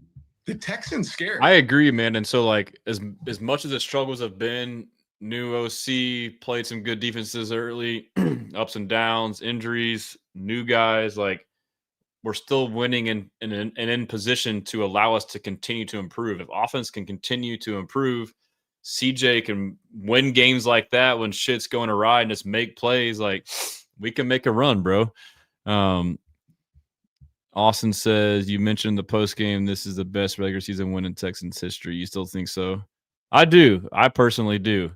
Fuck a wild card win, bro. Like maybe in the moment in time that's more significant, but like as far as like national TV Sunday night, making a statement, ending a dynasty, what it means for the future, that's where I'm at. So Julia says, I pray we could figure out a way to keep the locksmiths. Oh, they will, dude. They got to find a way. That play was insane. And again, from the speakeasy, Kamari, he's like becoming already a favorite, but like he might be the best personality in this team. Here's Kamari again on speakeasy. You a dog, you a beast, you a monster, you was out there hitting. How did the game feel today? Did y'all execute the game plan, and do you feel good about how you played? At first I was like, damn, I'm not playing very well. We have a high standard on defense. If anybody catches the ball, I'm on the other side of number 24. So if anybody catches the ball, that's a no. So they had a couple quick outs early. I'm like, bro, I don't like that. Yeah. And just knowing that the game was gonna keep going and understand that, Pat Mahomes, he's one of the greatest of my generation. Just knowing that he can put the ball anywhere and just being able to make plays whenever the ball was in the air. I stayed down, and whenever the ball came in the air my way, I was going to make it. And our backers, we like them to go run and hit. We like them to play free and go run and hit. And whenever we go out there with a different mentality. We don't want no one in our end zone. That's the mentality. No one in our end zone. Like if someone scores, that is an issue. Yeah. So that's how we go out and play. He's built different, bro. Like I love the mindset, and like D'Amico's gotten a bunch of guys that all think this way. Like, dude, this is a historic defense, bro. Golden says, Kamari, I took that personally last year. Facts. But yeah, he kind of agrees on the Arrowhead win for me. Austin says he thinks the Jags would be up there too. I mean, that was an epic comeback. It all goes hand in hand. But NFL and CBS posted this. It was the Texans are the only team in the last 40 seasons to hold opponents under 225 pass yards in each of their first 13 games. That is freaking nuts. So, week by week, Rams 224, Bucks 191, Jaguars 205, Titans 93, Ravens 163, Seahawks 198, 49ers 175, Broncos 171, Jaguars 119, Titans 171, Bills 193, Colts 195, Chiefs 148. That is just stupid, bro. So just going through. Here's Kalen on Petrie. How about the hit by number 5? Oh, 5 was out there. He was spinning today. 5 the best. And you knew that he was going to play next year, Kamari. He took a bad week. He took a little bad week. We know he took a bad week. Took a bad week. Play. Y'all thought he wasn't going to play, but we knew. That's hilarious. That's via Aaron Wilson. Shout out Aaron, my guy. And so, yeah, and then Andy Reid was complaining about that offsides play where Mahomes thought it was offsides and snapped it and it wasn't. Missed me with that. It wasn't offsides. He wasn't in the neutral zone. Chris Jones post game on TJ Stroud. He made a lot of tough passes today, and they caught the ball well. We tried our best to affect him. Multiple different blitzes, getting after him with 4. But he played tough today. Getting love from Chris Jones. Here's D'Amico in the locker room post game. Coach Ryan's just seems like he's brought chemistry being and a talked about by culture Will. there that you guys thrive under. Yeah, most definitely, man. I give a big shout out to Coach, man. I mean, everything that you were wanting to coach, he presents, man. I'm talking about culture, talking about energy. It's contagious. And I always tell people he approaches us like he's still playing. And I think that's why it's so easy to feed off his energy, because he has that middle linebacker trait that just like, let's go. And then everybody's like, okay, Coach, let's go. Coach Ryan's just. Yeah, so JJ says, we got to enjoy this defense while we have it. I know I'm going to be sad seeing this synergy get broken up. Yeah, I mean, you know, I've been wanting to like get this thought out there. I'll tweet it, but like this is the standard, bro. Like, as long as D'Amico is here, we will always have a top 5 defense. And like, this is what it is, bro. Like, he built this defense. He's finding these guys that have the right mindset, that have the right skill set, and then he's coaching them up, and it's his scheme. Like, this is Texans football for the next decade. It's going to be like this. Like, it's going to be defensive dominated teams. And yes, you may lose guys here and there, but like, just look at like when guys step in, like Miles Bryant and Jalen Mills, and, you know, name a player, like our interior D-line, Tommy Togiai, Tim Settle, Mario Edwards, like guys that aren't big names do great because, you know, like it's elite coaching and elite scheme. So I think this will be a sustained success, and you'll have moments of moving guys, this and that. But like, I agree though, like this specific defense, you know, it's awesome. Shit, we got this crap. Keep to leave talking big crap on Arena Gridiron. Well, I think if the playoffs started today, they would have to go to New England and they get their ass popped round 1. So the defense will take them all the way up to Foxborough. Shit. Nah, they get popped. That's why I think the defense will take them. You know what I'm saying? I don't like think the New England defense. playing good ball. I don't think New England playing good ball at all right now, but go ahead. Man, New England is going, they defense flying under the radar. You know what I'm saying? They going to play physical as hell too. And when the playoffs come, I guarantee you, Vrabel had them boys ready to go. Yes. I guarantee you, McDaniels have an excellent game plan against that little zone coverage that they run.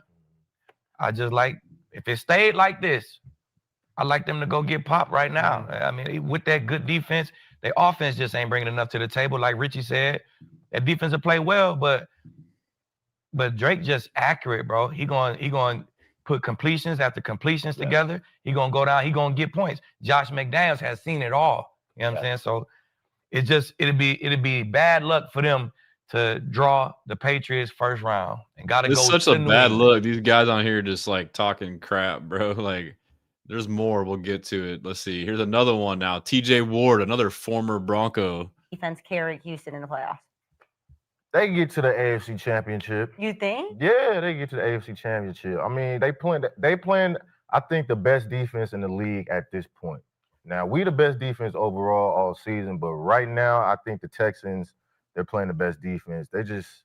Their chemistry right now is beating pretty hard. You guys right always now. say it's how you play in December. It is. January. It is. But, you know, all that being said, when it comes down to it, we beat them. Our defense is better. So if they have to run into us, they won't get that win. And I like Bo Nix over CJ Stroud.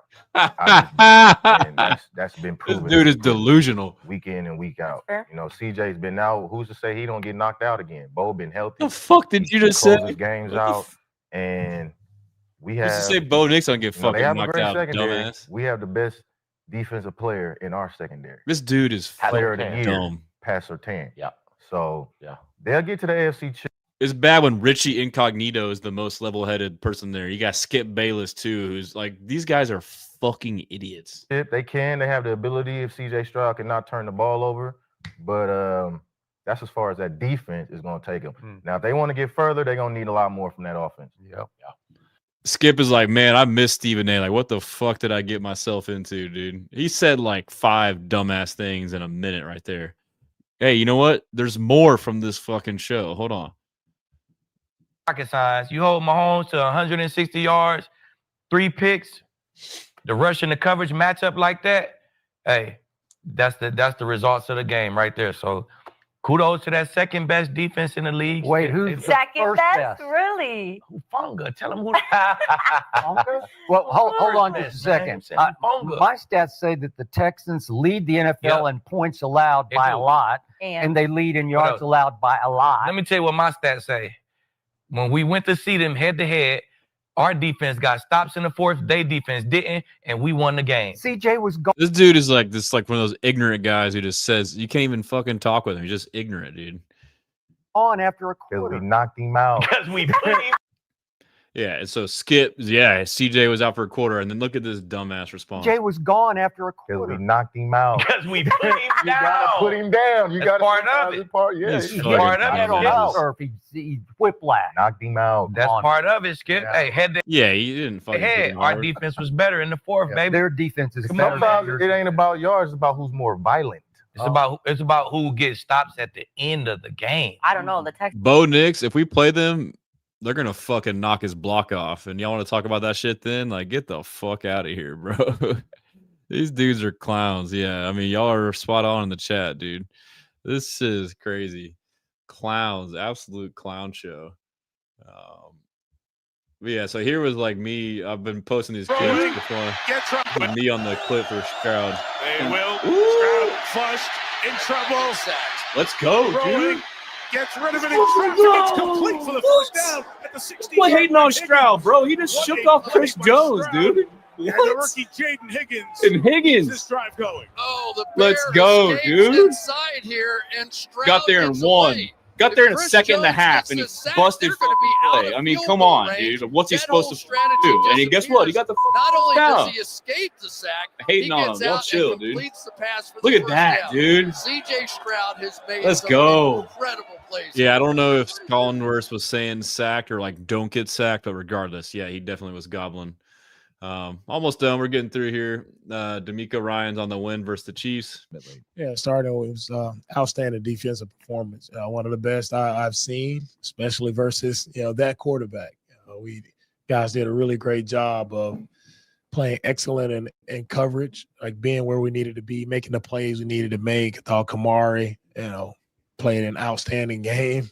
The play he made in the end zone to, bat the ball down. That was a huge play in the game.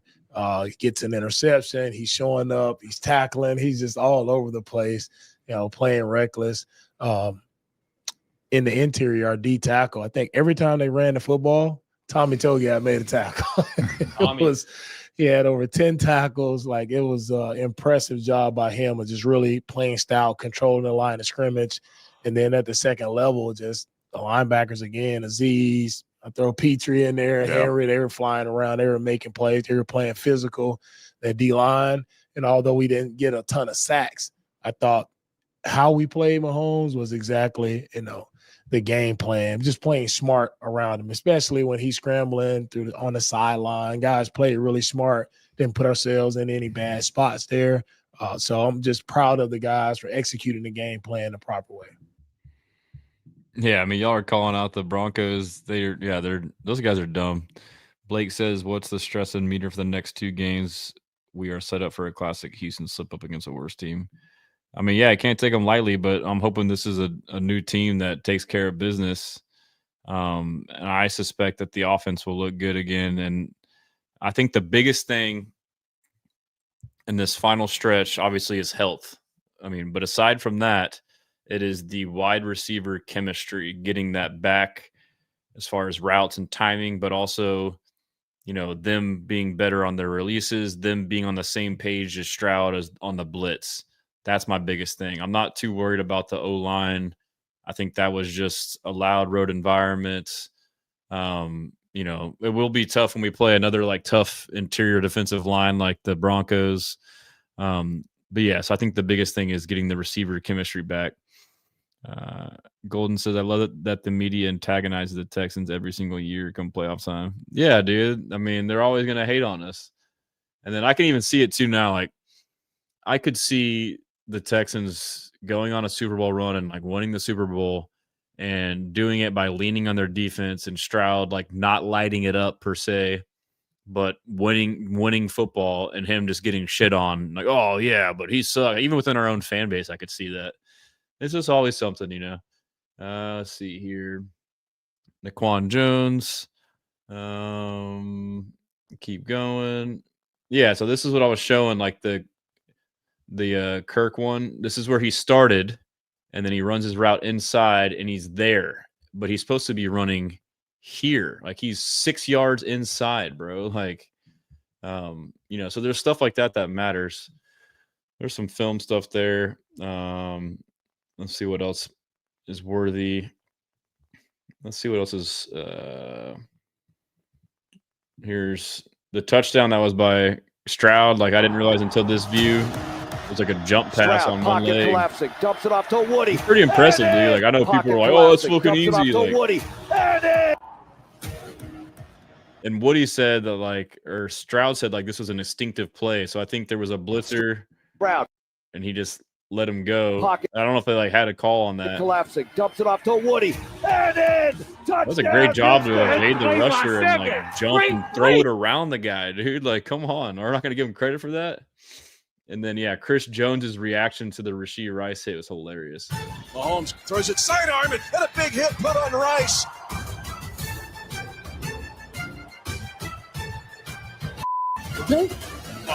Mahomes throws it sidearm and Yeah, all these Chiefs fans are fucking crying. They're fucking Hall of Fame nose tackles. Like, damn, that was fucking sick. Like, get out of here, bro. Come on.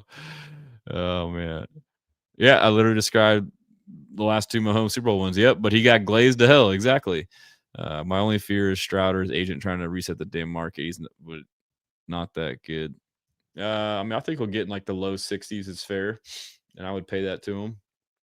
So we're getting more hype in the media. Here's Dan Orlowski. This is a good bit on the offense, the heavy personnel. I called this shit. So, like, before the game, I said, if I'm D'Amico, I'm running a similar game plan. I said on offense, I suspect the Texans to lean on physicality. Weird to say. I suspect both teams to lean on their defenses, and Texans game plan of more of the same. Heavy personnel, wear them out running behind Big O-line, Ursary, Titus, and Ed and Brown. Even if it isn't gashing early, stick with it. Get favorable man ops for play action. Hit some big ones late. Continue to work the edge in the run game. We didn't do it. Should have. Spags is known for creative blitzes, but hasn't been as effective this year. I think it's because the coverage hasn't complemented it. Nico Higgs, Slots, and Schultz got to win matchups. They didn't. And that's why the blitzes worked. They got freaking blanketed. I could see them having plenty of blanket coverage on Nico. Need Hig and others to step up. They definitely bracketed Nico a lot.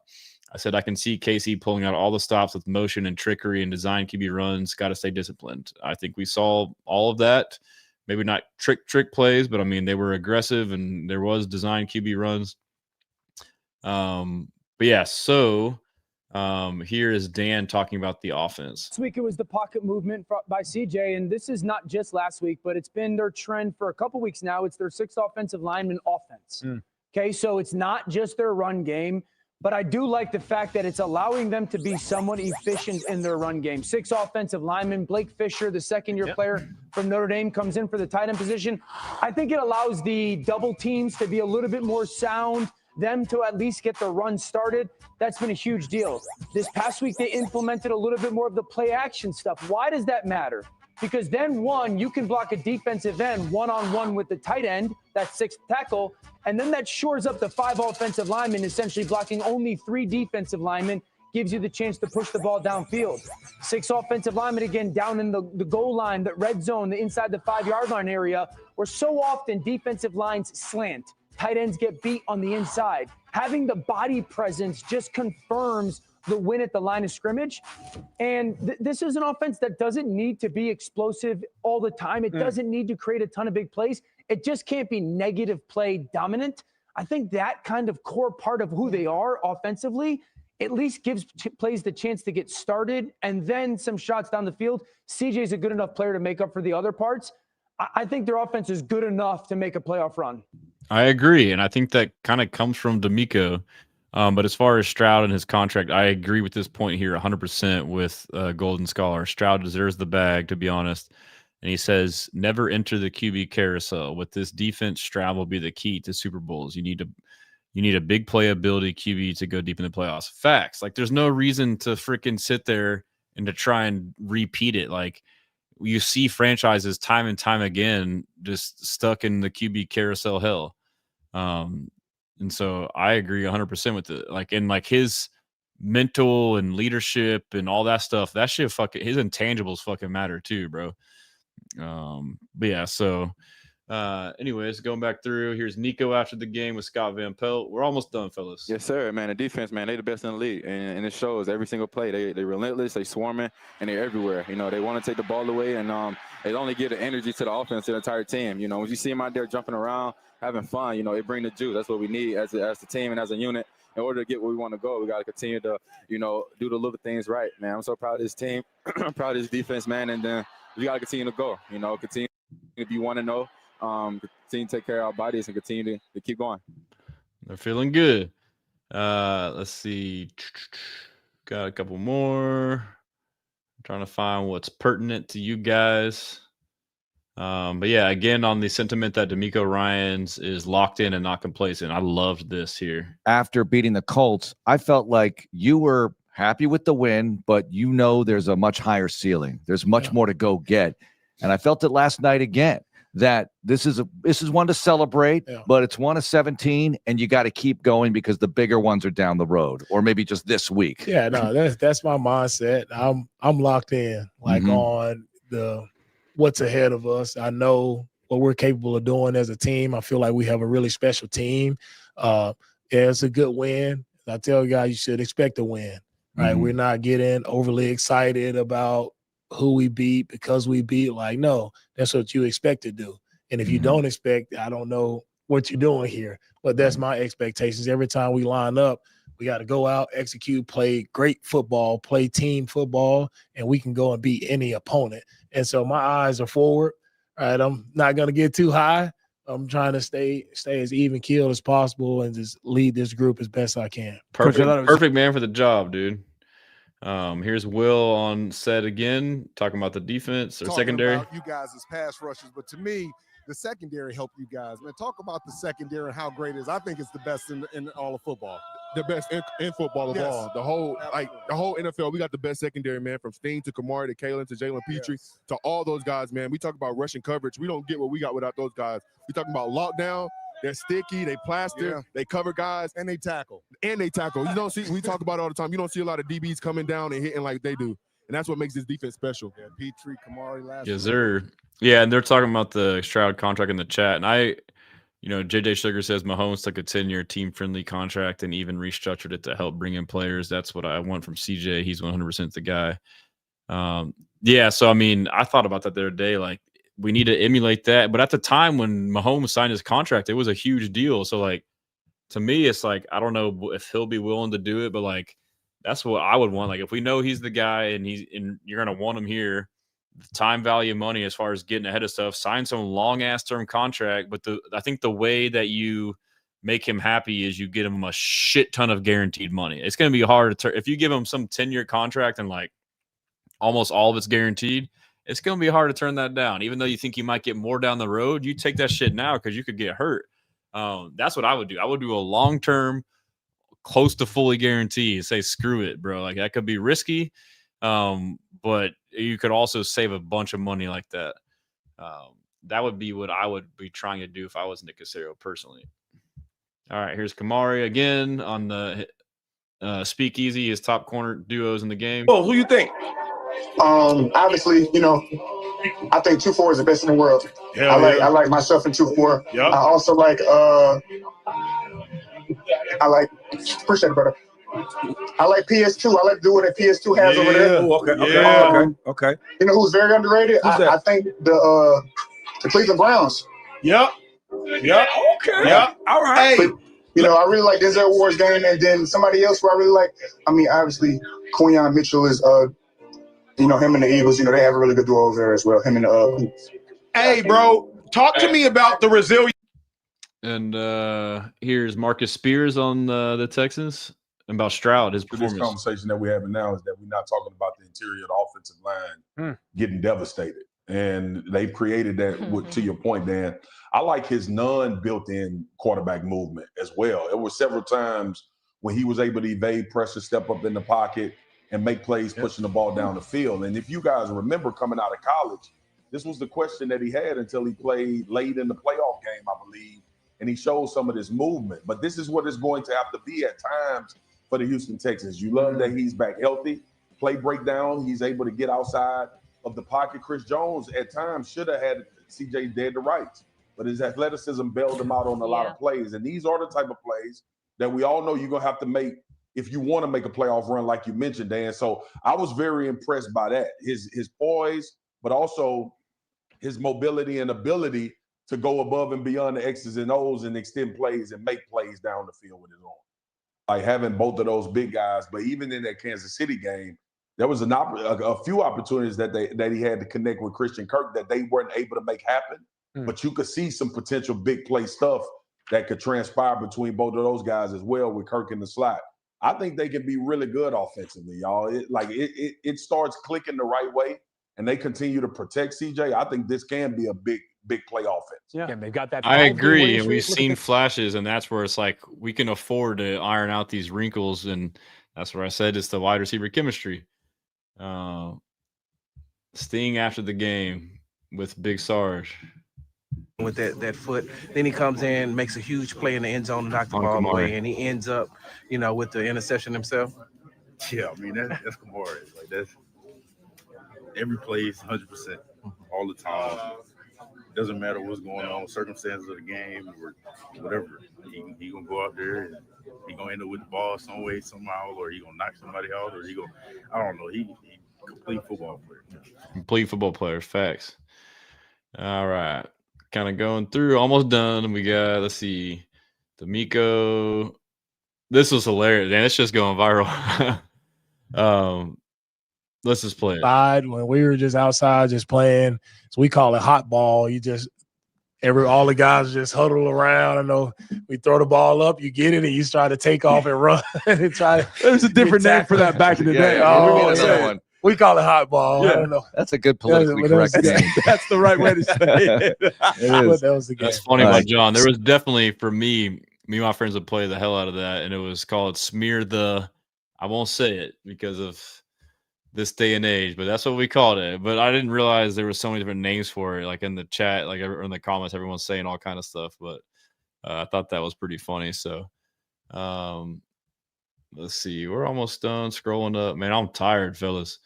Been grinding all this content and shit. Pause. Jalen Petrie. So he talks about how Sting is responsible for that pick, and I got the all 22 below it. A lot of tone setters. We had Kamari pick, which was very pivotal. We had a lot of big hits in the run game. People probably were sleeping on. And then, at the end, we had that interception by Aziz, which was very pivotal. So, and then a little tip.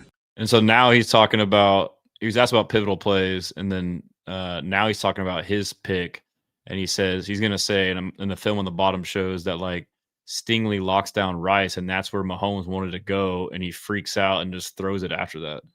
Shout out to Sting. If y'all go back and look at the clip, he tried to throw it to Sting guy.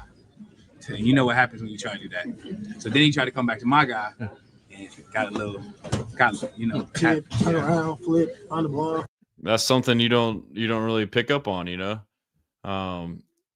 But yeah, just scrolling through, I'm losing my words, but yeah, man, I think that's good. My guy Henry Jack, what's good? Should the Texans draft the running back and O-line next year? Yeah, I'm with it, but I'm still in the moment. But yes, I think we need both. But yeah, man, I appreciate all of you guys. Streaming the game was dope. Again, I'm going to have a watch party. I want y'all to come through. Chargers game. I'm going to start getting details on location, but go ahead and plan on trying to come through for that. We can hang out. I'll try and stream. As always, if you need something, hit me up. But yeah, the next 2 weeks should be fun and stress-free. So that's why I didn't dive into the opponent. I still respect our opponent. I will try and do like a quick show, Thursday, Friday, Saturday on the Cardinals and dive in. Still going to be a tough game. But hopefully we can get the offense rolling in those games. But now you're all good, Henry. So yeah, just for anybody, if you want to rewatch, you can go to YouTube and go to live and rewatch it under there, or you can rewatch on Spotify or Apple. It's called Second Guessing with Stressing. So feel free to, if you don't mind, follow me on all things and on those podcasts. If you can follow, even if you don't use it, and just leave a review, that would help me out a lot. But yeah, man, appreciate you guys, and I will see y'all online. Until next time, we BLESSAN. Y'all have a good night, fam.